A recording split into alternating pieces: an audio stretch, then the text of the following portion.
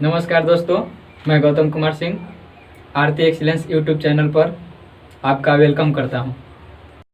अगला टॉपिक देखिएगा। अगला टॉपिक में हेडिंग दिया गया है ठोस पदार्थ का वैद्युतीय गुण। ठोस पदार्थ का वैद्युतीय गुण मतलब विद्युतीय गुण ठोस पदार्थ में क्या होता है। तो देखिए, इसमें सबसे पहले एक लाइन लिखिए, इसको हेडिंग दीजिए। सबसे पहले इसको हेडिंग दीजिए। इंग्लिश में हेडिंग दिया गया है इलेक्ट्रिकल प्रॉपर्टीज ऑफ सॉलिड। ठोस पदार्थ का वैद्युतीय गुण, इंग्लिश में इलेक्ट्रिकल प्रॉपर्टीज ऑफ सॉलिड। ठीक है, तो इसको हेडिंग दीजिए। हेडिंग देने के बाद एक लाइन लिखिए। देखिए, विद्युतीय गुण के आधार पर जितने भी ठोस पदार्थ हैं उनको 3 भागों में बांटा गया है। ठीक है, तो पहले ये बात लिख लिया जाए, इसके बाद हम लोग बारी बारी से तीनों भागों को पढ़ेंगे। तो इसको हेडिंग देने के बाद एक लाइन लिखिएगा। लिखिए, चालकता के आधार पर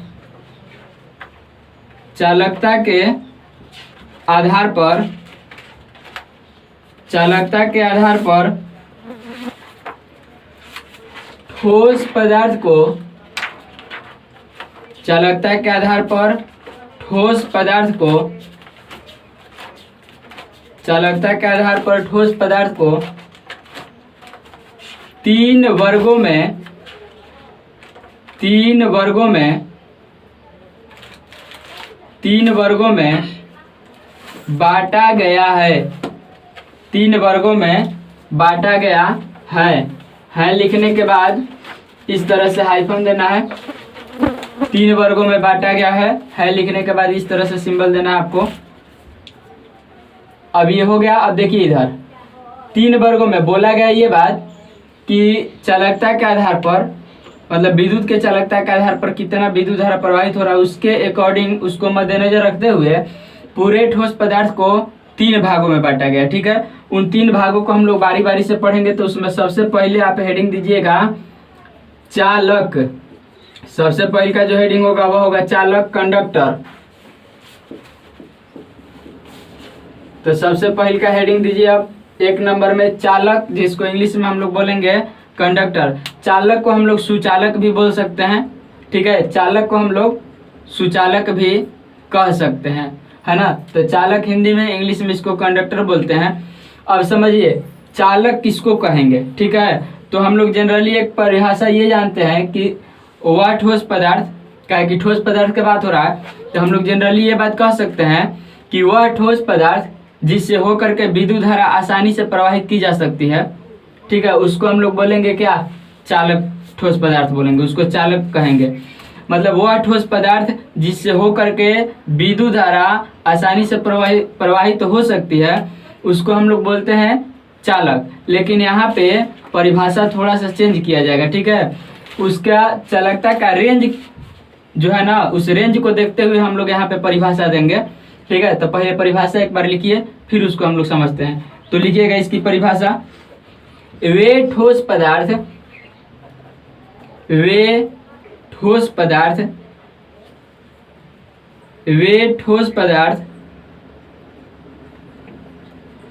जिनके चालकता का परास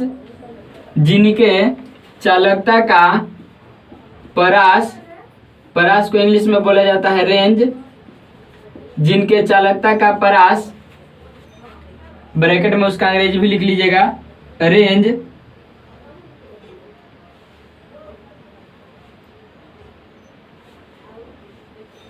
लिखने के बाद 10 के power 4 ohm inverse metre inverse, 10 के power 4 ohm inverse metre inverse से 10 के power 7 ohm inverse metre inverse, 10 के power 7 ohm inverse metre inverse के बीच होता है, के बीच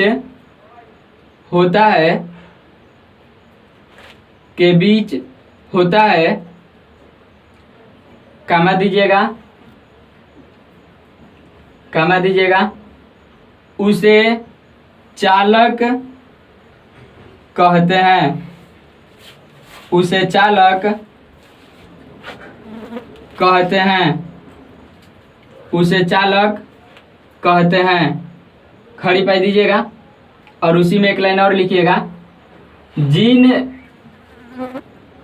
धातुओं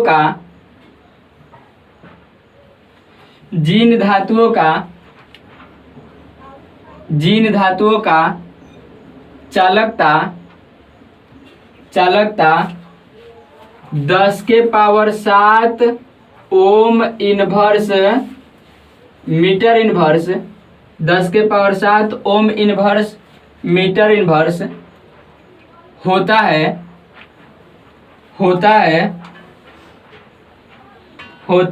कमा दीजिएगा, वह उत्तम चालक कहलाता है, वह उत्तम चालक कहलाता है, उत्तम चालक कहलाता है। खड़ी पाई दीजिएगा। अब देखिए बोला गया ना कि मतलब कि चालक पदार्थ हम लोग किसको कहेंगे, तो एक तो परिभाषा आपको पता है पहले से कि जिससे होकर के विद्युत धारा का प्रवाह आसानी से हो सके उसको हम लोग चालक पदार्थ बोलेंगे।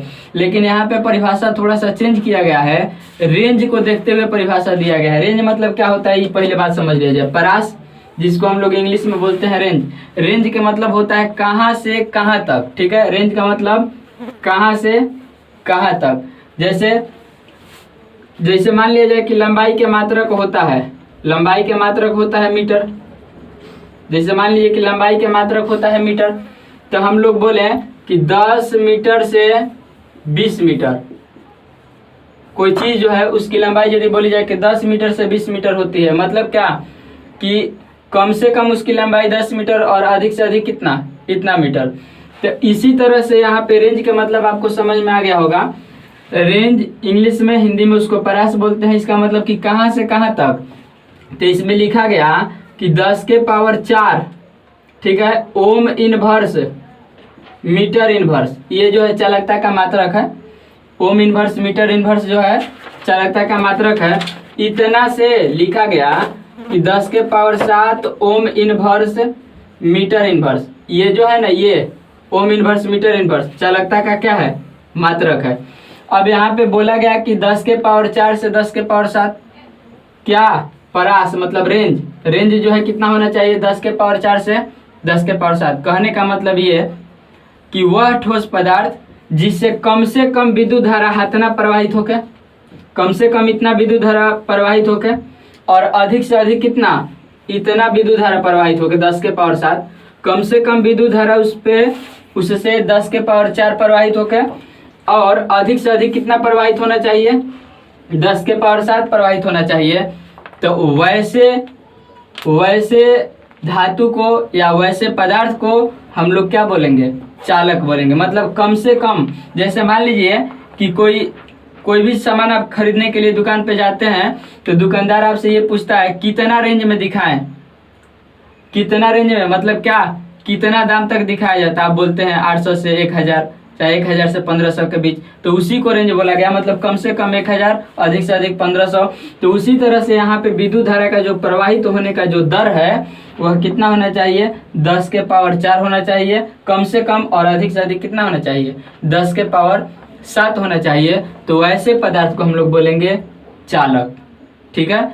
तो ये बात आपको समझ में आ गई।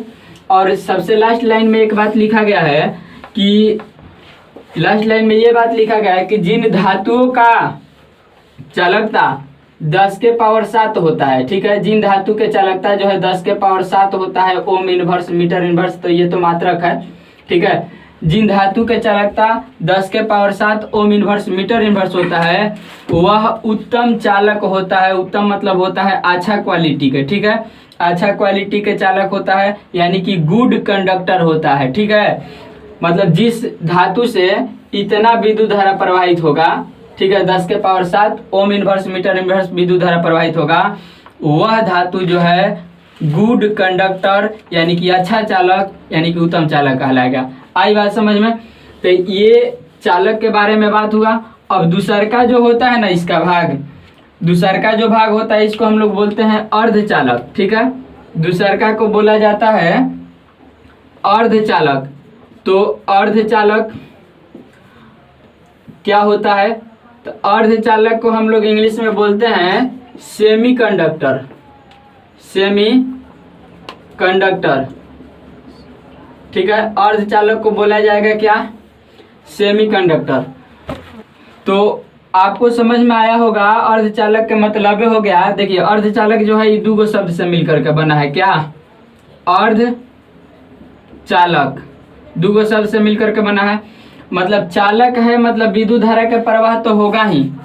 अर्ध मतलब क्या? पूरा पूरा विद्युत धारा का प्रवाह नहीं होगा। अर्ध मतलब क्या? अर्ध मतलब आधा सुधा होगा, कुछ हद तक होगा, पूरा पूरा विद्युत धारा का प्रवाह नहीं हो पाएगा, ठीक है। तो वैसे मतलब वैसा ठोस या वैसा पदार्थ जिनसे होकर के विद्युत धारा के प्रवाह थोड़ा थोड़ा कम मात्रा में होता है, उसको हम लोग अर्धचालक कह सकते हैं। लेकिन यहाँ पे जो परिभाषा आपको देने हैं वह अकॉर्डिंग टू रेंज को देखते हुए परिभाषा देना है, ठीक है। तो अर्धचालक का मतलब जनरली भाषा में हम लोग ये बात कह सकते हैं कि वैसा ठोस या वैसा पदार्थ जिससे होकर के विद्युत धारा का प्रवाह पूरा पूरा ना हो सके, थोड़ा थोड़ा हो सके, उसको बोलेंगे क्या? अर्धचालक। लेकिन हम लोग जो परिभाषा लिखेंगे वह अकॉर्डिंग टू रेंज को देखते हुए लिखेंगे, कितना विद्युत धारा प्रवाहित होगा, तो हम लोग उसको अर्धचालक बोलेंगे। तो ठीक इसी तरह से परिभाषा लिखिएगा, हेडिंग दे दीजिएगा अर्धचालक सेमी कंडक्टर, इसको इंग्लिश में बोलते हैं, ठीक है। अब इसकी परिभाषा लिखिएगा। लिखिए, ऐसे ठोस पदार्थ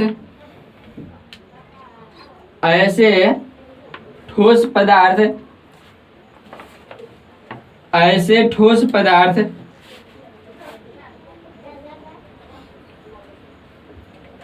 ठोस पदार्थ जिनके चालकता का परास जिनके चालकता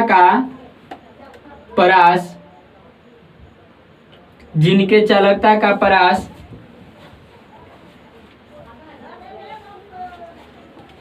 10⁻⁻⁶ ओम इनवर्स मीटर इनवर्स से 10⁴ ओम इनवर्स मीटर इनवर्स, देखिए यहाँ पे हम बोर्ड पे लिख दिए हैं 10⁻⁶ ओम इनवर्स मीटर इनवर्स से 10⁻⁴ ओम इनवर्स मीटर इनवर्स के बीच होता है,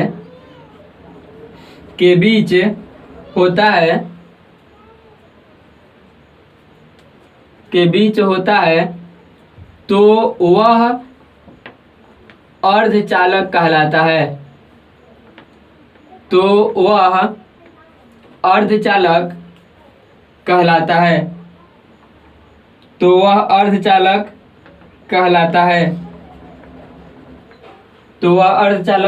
कहलाता है। खड़ी पाई दीजिएगा।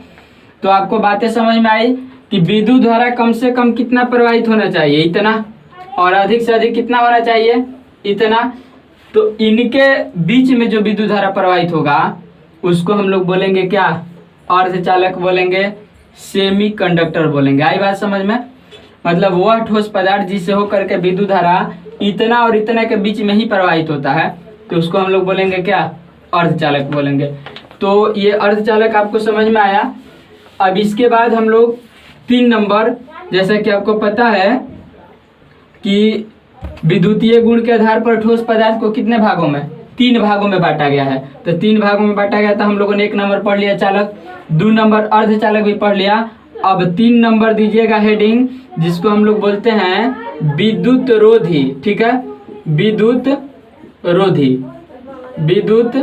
रोधी, इसको हम लोग इंग्लिश में इंसुलेटर बोलते हैं।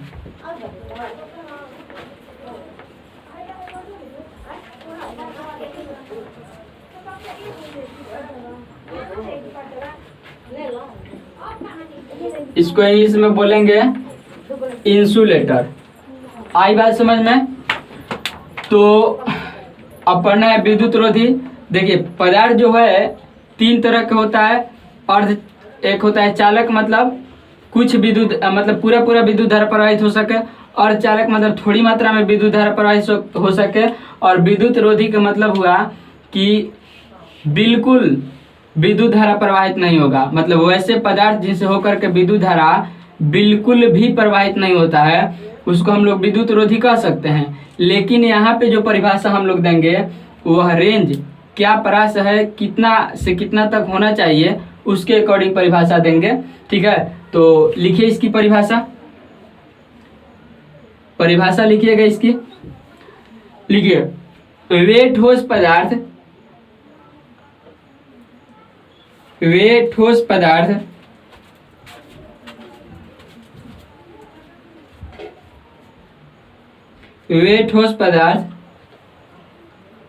जिनकी चालकता का परास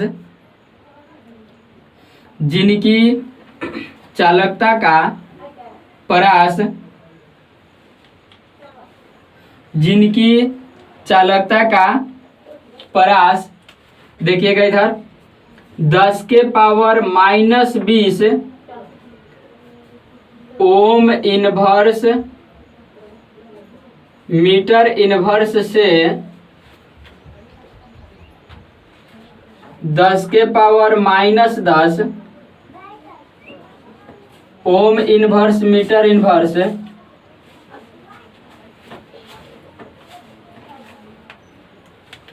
10⁻20 ओम इनवर्स मीटर इनवर्स से 10⁻20 ओम इनवर्स मीटर इनवर्स से 10⁻−10 ओम इनवर्स मीटर इनवर्स के बीच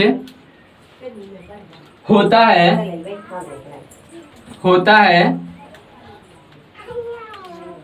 है कामा दीजिएगा विद्युत रोधी कहलाते हैं।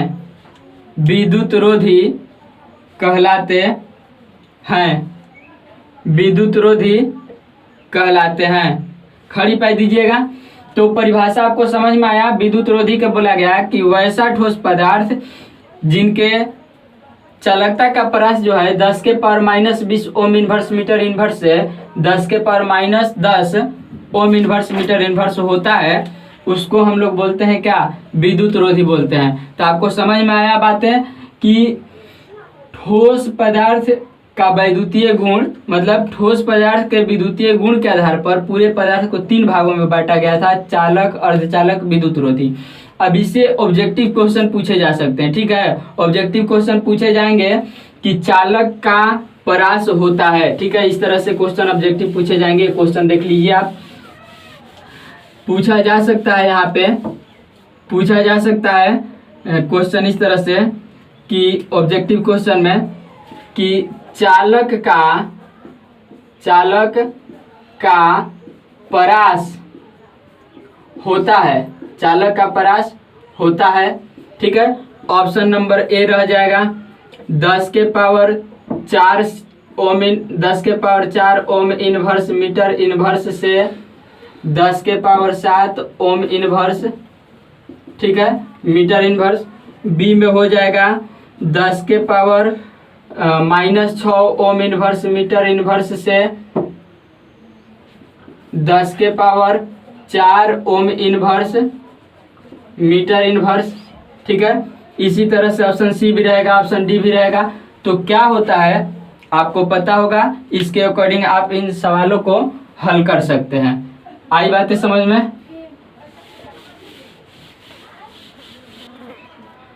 अगला टॉपिक दिया गया है डोपिंग। ठीक है, तो क्या होता है डोपिंग, इससे शॉर्ट क्वेश्चन बन सकते हैं एग्जाम में। ठीक है, तो डोपिंग क्या होता है समझिए। कोई भी क्रिस्टल है, आदर्श क्रिस्टल, ठीक है, तो आदर्श क्रिस्टल का मतलब क्या, आदर्श मतलब होता है अच्छा, क्रिस्टल मतलब वही क्रिस्टल, मतलब कोई भी अच्छा क्रिस्टल है, ठीक है, उसमें यदि अशुद्धियों को मिला दी जाए, आदर्श क्रिस्टल मतलब क्या, क्रिस्टल मतलब हम लोग कह सकते हैं क्या, क्रिस्टल मतलब ठोस भी कह सकते हैं, आदर्श मतलब अच्छा मतलब हम लोग शुद्ध कह सकते हैं। ठीक है, तो कोई भी शुद्ध ठोस है, ठीक है, कोई भी शुद्ध ठोस है, उसमें यदि अशुद्धियों को मिला दिया जाए, तो मिलाने के बाद जो ठोस के निर्माण होगा उस ठोस को हम लोग बोलेंगे क्या, मतलब ये मिला करके जो उसमें दोष उत्पन्न किया जाएगा उसी को बोला जाता है क्या, डोपिंग। एक बार फिर से समझिएगा, आदर्श क्रिस्टल मतलब अच्छा क्रिस्टल, अच्छा क्रिस्टल मतलब अच्छा मतलब शुद्ध, क्रिस्टल मतलब ठोस यानी कि शुद्ध ठोस। तो कोई भी शुद्ध ठोस में अशुद्धि मिला करके उसमें दोष उत्पन्न किया जाता है, तो इसी प्रक्रिया को कहा जाता है क्या, डोपिंग। एक बार फिर से समझिएगा, आदर्श क्रिस्टल मतलब अच्छा प्रकार के क्रिस्टल, ठीक है। तो अच्छा प्रकार के क्रिस्टल है तो उसमें कुछ अशुद्धि मिला देंगे और अशुद्धि मिलाएंगे तो ओकरा में कमी आ जाएगी, मतलब उसमें कमी आ जाएगी, मतलब उसमें दोष उत्पन्न हो जाएगा। तो ये जो प्रक्रिया है ना कि शुद्ध क्रिस्टल में, आदर्श क्रिस्टल में अशुद्धि को मिला करके उसमें दोष उत्पन्न करने का जो प्रक्रिया है, जो प्रोसेस है, जो माध्यम है, उसी को कहा जाता है क्या, डोपिंग कहा जाता है। आई बात समझ में। अब ये जो है ना अशुद्धियों को मिलाने के जो तरीके हैं, दो तरीके हैं, हम लोग उन दोनों तरीकों को भी पढ़ेंगे। तो आपको ये बात समझ में आए कि डोपिंग क्या है। आदर्श क्रिस्टल व्यवस्था में अशुद्धियों को मिला करके उसमें दोष उत्पन्न करने की प्रक्रिया को कहा जाता है क्या, डोपिंग। मतलब कोई भी शुद्ध पदार्थ है, शुद्ध ठोस पदार्थ है, ठीक है, क्रिस्टल मतलब ठोस, शुद्ध ठोस पदार्थ है, उसमें जब अशुद्धियां मिलाएंगे तो जाहिर सा बात है कि अच्छा प्रकार का है, शुद्ध ठोस है, उसमें अशुद्धि मिलाएंगे तो ओकरा में कमी आ जाएगी, कमी आ जाएगी मतलब उसमें दोष हो जाएंगे उत्पन्न, और इसी दोष उत्पन्न करने की जो प्रक्रिया है अशुद्धि को मिला करके उसी को बोला जाता है क्या, डोपिंग। ठीक है, तो हेडिंग दीजिएगा आप डोपिंग, और हेडिंग देने के बाद परिभाषा हम बोल रहे हैं, लिखेंगे आप परिभाषा। तो लिखिए परिभाषा, लिखिए किसी आदर्श क्रिस्टल व्यवस्था में, किसी आदर्श क्रिस्टल व्यवस्था में, किसी आदर्श क्रिस्टल व्यवस्था में, किसी आदर्श क्रिस्टल व्यवस्था में अशुद्धियों को मिश्रित, अशुद्धियों को मिश्रित करने से, अशुद्धियों को मिश्रित करने से, अशुद्धियों को मिश्रित करने से उसमें, उसमें उसमें कुछ दोष उत्पन्न होता है, कुछ दोष उत्पन्न होता है, कुछ दोष उत्पन्न होता है, कुछ दोष उत्पन्न होता है, कुछ दोष उत्पन्न होता है। इसी प्रक्रिया को, इसी प्रक्रिया को, इसी प्रक्रिया को डोपिंग कहा जाता है, इसी प्रक्रिया को डोपिंग कहा जाता है, इसी प्रक्रिया को डोपिंग कहा जाता है। खड़ी पाई दीजिएगा। और देखिए ये तो बात आपको समझ में आई कि कोई भी आदर्श क्रिस्टल मतलब अच्छा प्रकार के ठोस में अशुद्धि मिलाएंगे तो उसमें कुछ कमियां प्राप्त हो जाएगी, कमियां उत्पन्न हो जाएंगी, दोष उत्पन्न हो जाएंगे। तो इसी प्रक्रिया को हम लोग बोलते हैं क्या, डोपिंग। देखिए डोपिंग हम लोग पढ़ लिए। डोपिंग के बाद अब हम लोग पढ़ेंगे पी टाइप अर्धचालक। ठीक है, पी टाइप सेमीकंडक्टर। तो क्या होता है पी टाइप अर्धचालक, समझिएगा ध्यान से। देखिए ग्रुप 14 के सदस्य होते हैं, ग्रुप 14 के सदस्य होता है सिलिकॉन और जर्मेनियम। इसका शुद्ध क्रिस्टल, ठीक है, इसका शुद्ध क्रिस्टल, शुद्ध क्रिस्टल जब बनेगा तो इसका शुद्ध क्रिस्टल इस तरह से बनता है। देखिए सिलिकॉन ग्रुप 14 का तत्व है तो इसके बाहरी कक्षा में 4 इलेक्ट्रॉन होंगे, 4 इलेक्ट्रॉन होंगे तो ये 4 को बंधन बनाएगा। तो शुद्ध यदि बात किया जाए तो ये सिलिकॉन, इधर भी सिलिकॉन, इधर भी सिलिकॉन, इधर भी सिलिकॉन, मतलब हर तरफ सिलिकॉन होगा, है ना, हर तरफ क्या होगा तो सिलिकॉन होगा। तो देखिए ये सिलिकॉन अपना एक इलेक्ट्रॉन लगाया तो भाई वो लगाएगा, एक ये लगाया तो एक ये भी लगाएगा, एक ये लगाया तो एक ये भी लगाएगा। इसी तरह से सभी के सभी सिलिकॉन जो हैं लगाएंगे। इसके पास और 3 बचे हैं तो एक इधर एक इधर एक इधर, और भी सिलिकॉन के साथ यहाँ पे जुड़ पाएगा ये, ठीक है, जुड़ जाएगा। तो ये सिलिकॉन एक लगाया, ये सिलिकॉन भी एक लगाया, ये सिलिकॉन भी एक लगाया। इस तरह से मतलब लंबी श्रृंखला बनेगा, ठीक है, शुद्ध क्रिस्टल तैयार होगा। बहुत सारे ये जो सिलिकॉन है एक साथ मिल करके सिलिकॉन का शुद्ध क्रिस्टल के निर्माण करेंगे। अब होगा क्या कि इसमें से यदि कोई सिलिकॉन मान लीजिए कि हट गया, यदि मान लीजिए कि सिलिकॉन हट गया, इसके जगह पे कोई ग्रुप 13 का सदस्य आ गया, ग्रुप 13 के सदस्य, जैसे में एल्युमिनियम है, गैलियम है, इंडियम है, ठीक है। तो ये सदस्य यदि आ जाए, इस सिलिकॉन यहाँ पे जो था, यहाँ पे सिलिकॉन यदि हट जाए और इसके जगह पे यदि इनमें से कोई एक सदस्य आ जाए, तो मान लीजिए कि एल्युमिनियम आया, तो एल्युमिनियम के बाहरी कक्षा में 3 इलेक्ट्रॉन, तो एक यहाँ पे साझेदारी में लगा दिया, ठीक है। अब देखिए अब यहाँ पे हुआ क्या, 2 बच गया। यदि यहाँ पे हुआ, यदि मान लीजिए कि ये सिलिकॉन नहीं हटा होता, सिलिकॉन यहाँ पे जो कहते हैं रखते हैं, देखिए यदि मान लीजिए कि ये सिलिकॉन हटा होता, तो ये सिलिकॉन हटा होता, इसके जगह पे एल्युमिनियम आया होता, तो एल्युमिनियम अपन 1 लगाया, 2 लगाया, 3 लगाया। अब यहाँ पे तो जोड़ने के लिए इलेक्ट्रॉन बच नहीं पाएगा, तो यहाँ पे हो गई क्या, इलेक्ट्रॉन की कमी, इलेक्ट्रॉन की कमी हो गई, इलेक्ट्रॉन की कमी हो गई। इसका मतलब क्या कि यहाँ पे इलेक्ट्रॉन की कमी हो गई। तो इस क्रिस्टल को, ये जो क्रिस्टल बना ना, ये जो क्रिस्टल बना, इसी क्रिस्टल को हम लोग बोलेंगे क्या, पी टाइप अर्धचालक। आया बात समझ में? यानी कहने का मतलब कि यदि ग्रुप 14 के कोई सदस्य है, सिलिकॉन, जर्मेनियम, इसका जो शुद्ध क्रिस्टल है, उस शुद्ध क्रिस्टल में यदि कहीं ग्रुप 13 का सदस्य जैसे में एल्युमिनियम, गैलियम, इंडियम प्रवेश कर जाता है उस क्रिस्टल में, ठीक है, तो इस प्रकार जो क्रिस्टल के निर्माण होता है, उस क्रिस्टल को हम लोग बोलेंगे क्या, पी टाइप अर्धचालक बोलेंगे। और ये पी टाइप अर्धचालक होता क्या है, तो पी का मतलब होता है पॉजिटिव, पी मतलब पॉजिटिव, ठीक है, पी मतलब होता है पॉजिटिव। तो ये पी टाइप अर्धचालक के निर्माण होगा। आपको बातें समझ में आई? अब हम लोग परिभाषा लिखेंगे, ठीक है। तो पी टाइप अर्धचालक आपको खूब बढ़िया से समझ में आया।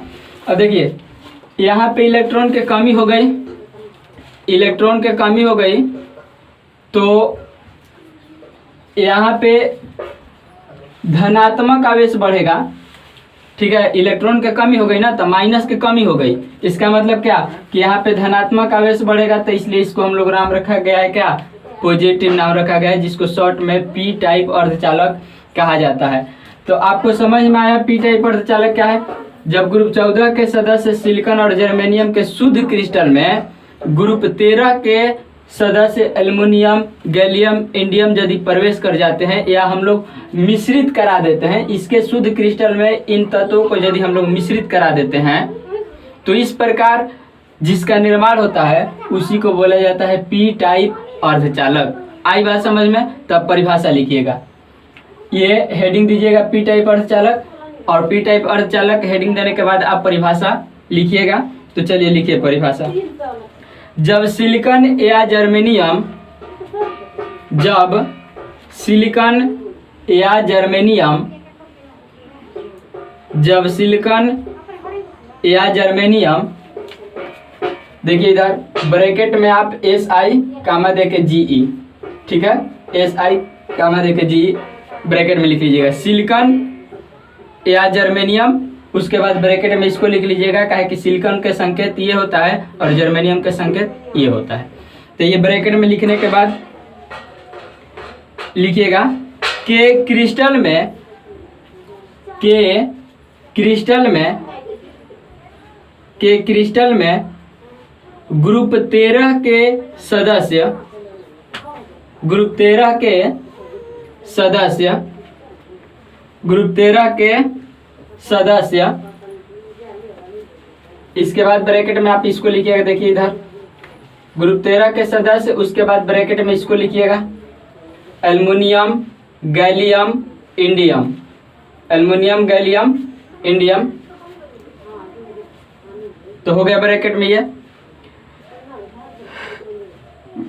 मिश्रित किया जाता है, मिश्रित किया जाता है,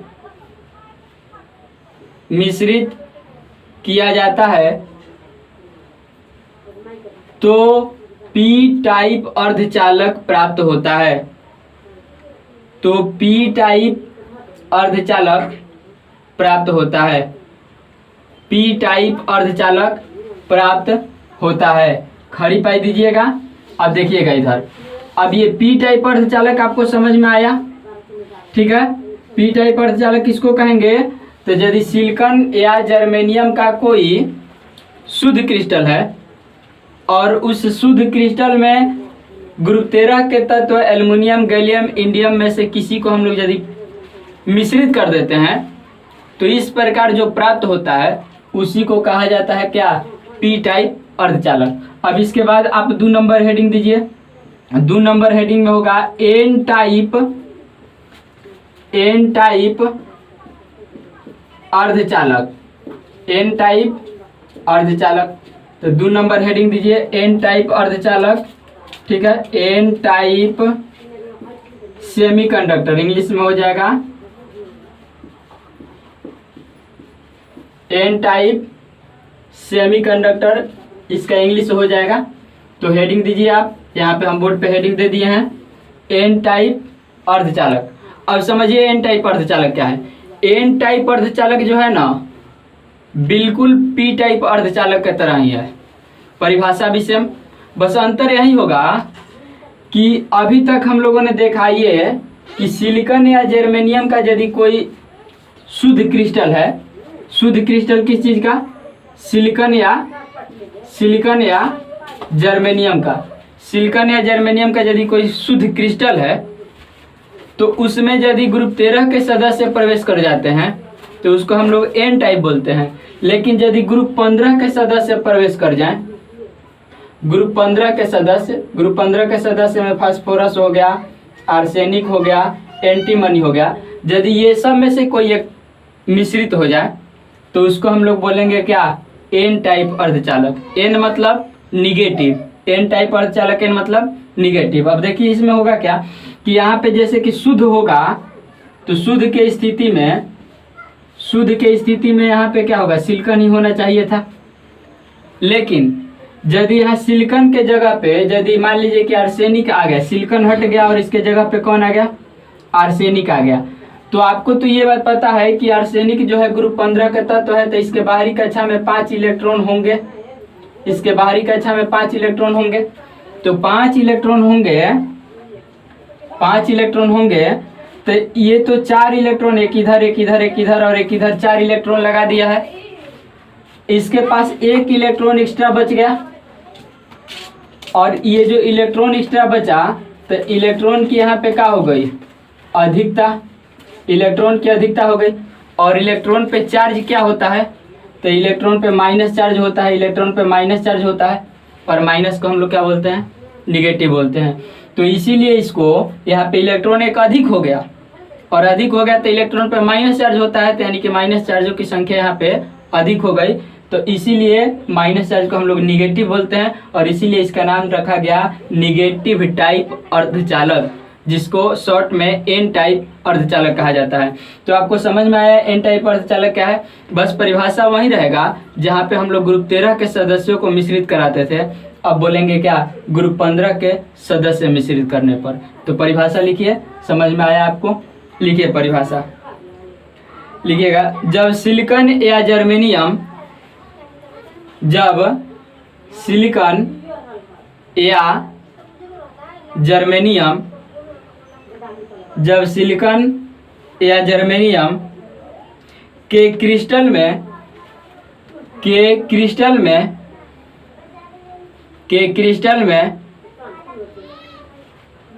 ग्रुप 15 के सदस्य, ग्रुप 15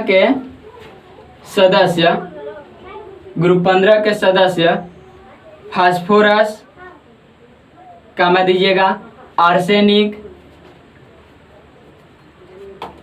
एवं फास्फोरस, आर्सेनिक एवं एंटीमनी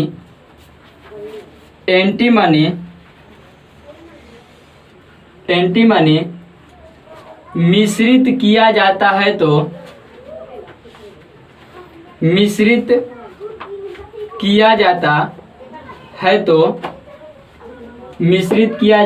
तो एन टाइप अर्धचालक प्राप्त होता है।